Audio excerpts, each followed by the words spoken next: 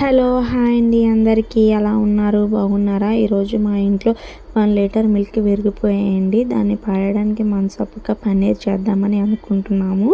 దానికోసం అని చెప్పేసి ఇందులోనే కొంచెం లెమన్ పిండుకున్నామండి విరిగిపోయిన మిల్క్‌లోనే.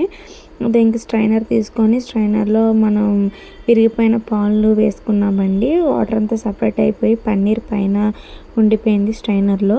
దీన్ని 3-4 టైమ్స్ బాగా వాష్ చేసుకున్నాము. ఎందుకంటే మిల్క్ స్మెల్ అనేది వస్తుంది కదా అని 2-3 టైమ్స్ బాగా వాష్ చేసుకున్నాము. దీనికి బాగా వెయిట్ పెట్టాలి కదండీ! వెయిట్ పెట్టడం కోసమని మా దగ్గర చిన్న రోల్ ఉంటే ఆ రోల్‌ని వెయిట్ పెట్టామండి. అది వెయిట్ సరిపోలేదని చెప్పి దాని లోపల అది కూడా పెట్టేసి అలా ఒక 30-40 మినిట్స్ ఉంచేసాము. దాని తర్వాత అది చూడడానికి చాలా బాగా వచ్చిందండి. మన షేప్ అయితే ఇడ్లీ వస్తుంది కదా! ఇడ్లీ షేప్‌లో వచ్చి భలే నీట్‌గా అనిపించింది. స్మూత్‌గా అనిపించింది. దీన్ని మేము నైట్ అంతా ఫ్రిడ్జ్‌లో పెట్టేసాము. ఫ్రిడ్జ్‌లో పెట్టి నెక్స్ట్ డే మార్నింగ్ కట్ చేసాము. చాలా బాగా వచ్చినాయండి. మనం బయట కొనుక్కున్న పన్నీర్ లాగే సేమ్ అలాగే వచ్చింది. కానీ అది బయట కొనుక్కున్న పన్నీర్‌కి ఇది చాలా డిఫరెంట్‌గా అనిపించిందండి. అండ్ మనం 1 లీటర్ మిల్క్‌కి ఎంత పన్నీర్ వచ్చిందో చూద్దామని చెప్పేసేసి దీన్ని వెయిట్ చూసామండి. ఈ గిన్నె వెయిట్ వచ్చేసేసరికి 115 గ్రామ్స్ అలా వచ్చింది.